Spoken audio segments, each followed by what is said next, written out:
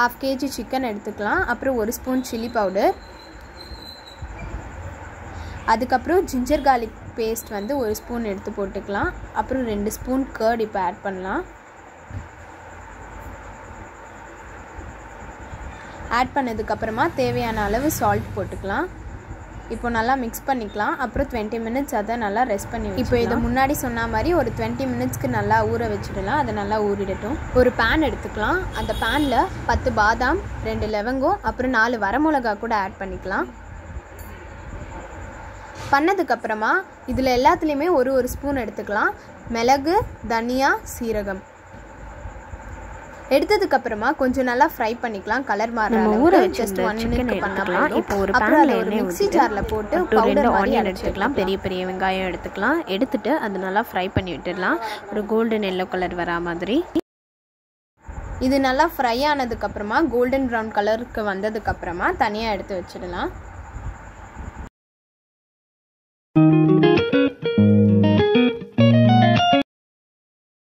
So இப்போ இது golden brown கலரில் வந்துருச்சு. நான் இப்போது இன்னொரு பேனில் அதே ஆயில் ஊற்றிக்க போகிறேன். ஊற்றிட்டு நம்ம ஊற வச்சுருந்த சிக்கன் எடுத்து இந்த சிக்கனை நல்லா போட்டு பாயில் பண்ணி வச்சிடலாம். பாயில் பண்ணி ஒரு கிரேவியான ஸ்டேஜ்க்கு வந்ததுக்கப்புறமா எடுத்துடலாம்.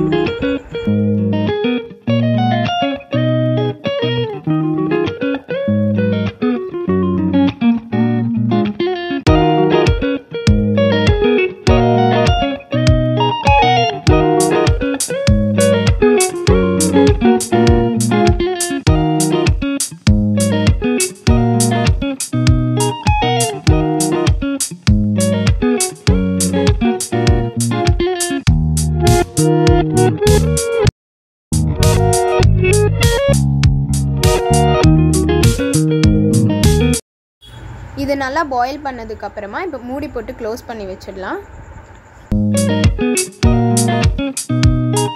இப்போ நம்ம ஓப்பன் பண்ணிடலாம். ஓப்பன் பண்ணி பார்த்தா இப்போ அந்த கிரேவியான ஸ்டேஜ்க்கு வந்துருச்சு சிக்கன்.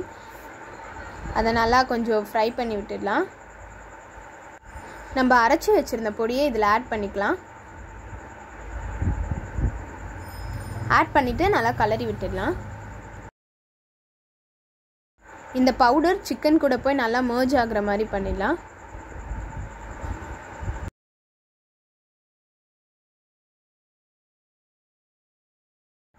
கொஞ்சம் அந்த பவுடர் வந்து சிக்கன் கூட மிக்ஸ் பண்ணதுக்கப்புறமா இப்போ நாங்கள் வந்து தேங்காய் பால் ஆட் பண்ணிக்கலாம். உங்களுக்கு தேவையான அமௌண்ட்க்கு நீங்கள் ஆட் பண்ணிக்கலாம். இப்போ இதை ஆட் பண்ணதுக்கப்புறமா அதை நல்லா கலரி விட்டுடலாம். இப்போ நம்ம கிரேவி பண்ணதில் கொஞ்சம் சில்லி பவுடர் ஆட் பண்ணிக்கலாம். உங்களுக்கு தேவையான அளவுக்கு நீங்கள் சில்லி பவுடர் அண்ட் சால்ட் ரெண்டுமே ஆட் பண்ணிக்கலாம்.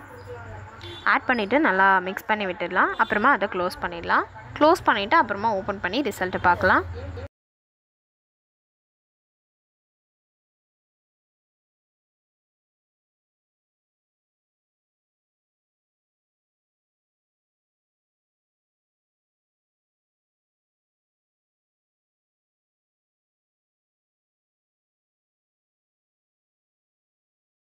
ஸோ இப்போ நம்மளோட டிஷ் வந்து ரெடி ஆகிடுச்சு. Malai chicken gravy. இது கூட கொஞ்சம் கொத்தமல்லி ஆட் பண்ணிவிட்டு நம்ம சூடான சாப்பாடோடு வச்சு சாப்பிட்டா அல்டிமேட்டாக இருக்கும். ஆரெல்ஸ் உங்களுக்கு வேணும்னா இது ட்ரை பண்ணிவிட்டு எப்படி இருக்குன்னு கமெண்ட்ஸில் சொல்லுங்கள். ஸோ தேங்க்யூ ஃபார் வாட்சிங். பாய். சாப்பிட்டு பார்த்துட்டு மறக்காமல் எப்படி இருக்குன்னு சொல்லிவிடுங்க.